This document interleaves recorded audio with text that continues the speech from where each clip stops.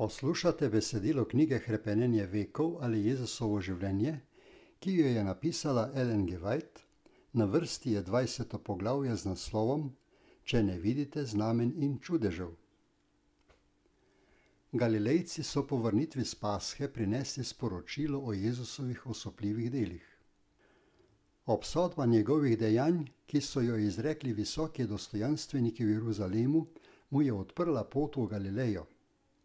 Mnogi so bili žalostni zaradi zlorabe templja, pohlepnosti in ošabnosti duhovnikov.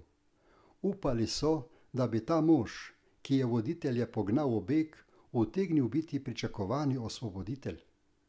Sedaj je kazalo, da novice, ki so jih slišali, potrjujejo njihova najsijajnejša pričakovanja.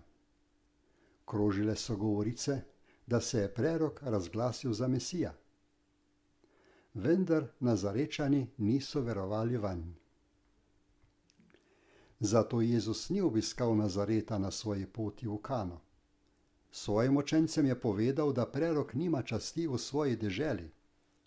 Ljudje presojajo značaj glede na to, kolikor so ga zmožni razumeti. Tesnosrčni in posvetni ljudje so Kristusa presojali po njegovem skromnem rojstvu, preprosti obleki in vsakdanjem napornem delu. Niso mogli ceniti čistosti takšnega duha, na katerem ni bilo niti madeža greha. Novice o Kristusovi vrnitvi v Kano so se naglo razširile po Galileji in vsem bolnim in trpečim prinesle upanje. V Kafarnaumu so novice pritegnile pozornost judovskega kneza, ki je bil kraljev uradnik. Njegov sin je zbolel za neozdravljivo boleznijo.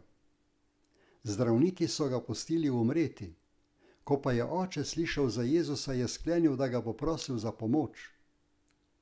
Otrok je bil zelo slaboten, zato so se bali, da ne bo dočakal očetove vrnitve. Knez pa je vseeno menil, da mora osebno razložiti primer. Upal je, da bodo očetove prošnje zbudile naklonjenost vzvišenega zdravnika. Po prihodu v Kano je našel Jezusa obdanega z veliko množico. S strahom v srcu se je prerinil do njega. Njegova vera se je omajala, ko je pred seboj zagledal človeka, oblečenega v preprosto obleko, pokritega s prahom in utrujenega od potovanja. Začel je dvomiti o tem, da bi ta mož lahko naredil, kar ga je prišel prositi. Kljub temu se je pogovoril z Jezusom in mu povedal, čemu je prišel, ter ga zaprosil, naj gre z njim v njegov dom. Jezus pa je že vedel za njegovo stisko. Videl je uradnikovo bolečino, preden je ta zapustil dom. Vedel pa je tudi, da je oče v svojih mislih postavil pogoje za svojo vero v Jezusa. Če ne bo uslišal njegove prošnje, ga ne bo sprejel za Mesija. Čakal je v mučni negotovosti, Jezus pa mu je dejal: Če ne vidite znamen in čudežev, ne verujete. Poleg vseh dokazov, da Jezus je Kristus, se je prosilec odločil verovati vanj šele potem, ko bo izpolnjena njegova prošnja. Zveličar je to vprašujočo nevero primerjal s preprosto vero Samarijanov, ki niso zahtevali nikakršnega čudeža ali znamenja. Njegova beseda, večno navzoči dokaz njegovega božanstva, je imela prepričljivo moč, ki je dosegla njihova srca. Kristusa je prizadelo, da bo njegovo ljudstvo, kateremu so bili zaupani sveti izreki, preslišalo Božji glas, ki jim govori po njegovem sinu. Uradnik je vendarle imel nekoliko vere, saj je prišel prositi za to, kar se mu je zdelo najdragocenejše med vsemi blagoslovi. Jezus pa je imel zanj večji dar. Ni želel samo ozdraviti njegovega otroka, temveč tudi njega in njegov dom narediti za sodeležnike v blagoslovih zveličanja ter prižgati luč v Kafarnaumu, ki naj bi kmalu postal polje njegovega dela. Uradnik pa je moral dojeti svojo potrebo prej, preden si bo zaželel Kristusove milosti. Ta veljak je predstavljal mnoge izmed svojega naroda. Ti so se namreč zanimali za Jezusa iz sebičnih vzgibov. Upali so, da jim bo njegova moč zagotovila nekakšne posebne koristi in podelitev teh posvetnih prednosti postavili za pogoj svoje vere, niso pa poznali svoje duhovne bolezni, niti dojeli potrebe po Božji milosti. Zveličarjeve besede uradniku so kakor svetlobni žarek razgalile njegovo srce. Razumel je, da je prišel k Jezusu iz sebičnih spodbud. Svojo omahljivo vero je videl v pravi luči. Globoko zaskrbljen je dojel, da bi svoj dvom lahko plačal z življenjem svojega otroka. Spoznal je, da stoji pred tistim, ki lahko bere človeške misli in mu je vse mogoče. V duševnem trpljenju je moledujoče zavpil: Gospod, stopi dol, preden moj otrok umre. Njegova vera se je trdno oklenila Kristusa, kakor je nekoč naredil Jakob, ko je med bojem z angelom vzkliknil: Ne bom te spustil, dokler me ne blagosloviš. Zmagal je kakor Jakob. Zveličar ne more zapustiti človeka, ki se ga oklene s prošnjo za svoje velike potrebe. Pojdi, je rekel, tvoj sin je živ. Uradnik je zapustil zveličarja z mirom in veseljem, kakršnega nikoli prej ni doživel. Ni le verjel, da je njegov sin ozdravel, temveč je trdno prepričan veroval v Kristusa kot odrešenika.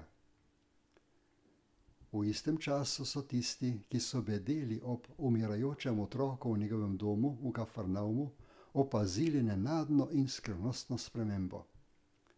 Senca smrti je zginila z bolnikovega obraza.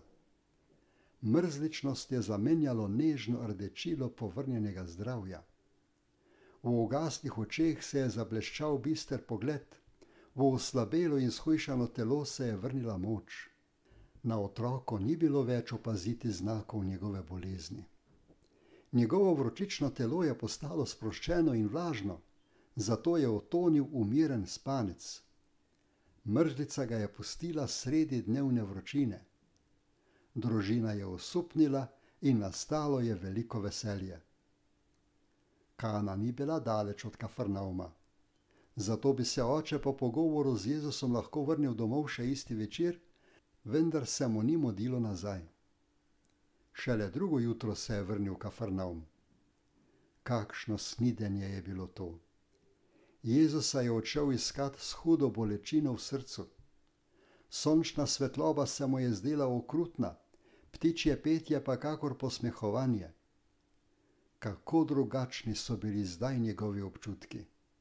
Vsa narava je dobila novi videz. Vse je gledal z drugimi očmi.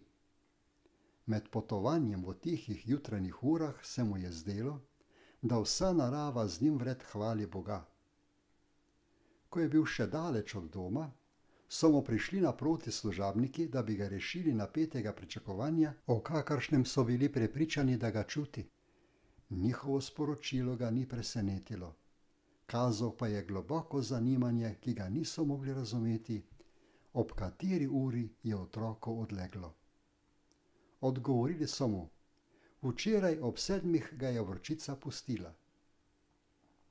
Isti trenutek, ko se je očetova vera oklenila obljube, tvoj sin je živ, se je božanska ljubezen dotaknila umirajočega otroka. Oče je odhitel pozdraviti sina. Privil si ga je na prsi, kakor da ga je dobil nazaj od mrtvih, in se ni nehal zahvaljevati Bogu za to čudovito ozdravljanje. Knez je želel bolje spoznati Kristusa.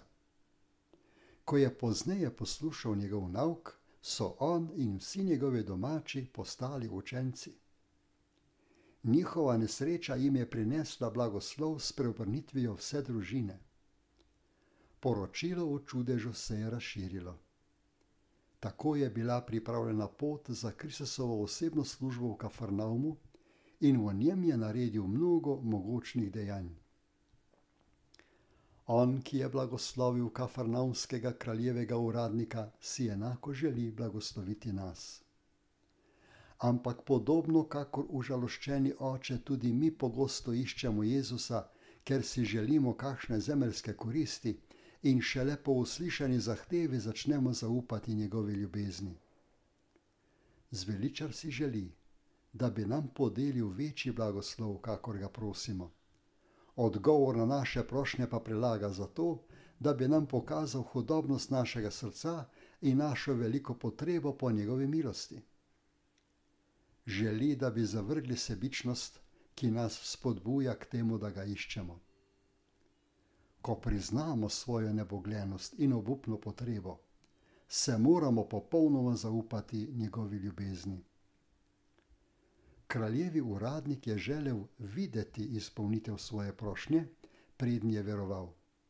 Toda moral je najprej sprejeti Jezusovo besedo, da je njegova prošnja uslišana in mu je blagoslov darovan.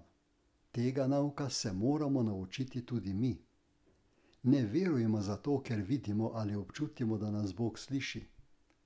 Zaupati moramo v njegove obljube. Ko z vero pridemo k Bogu, vsaka naša prošnja doseže njegovo srce.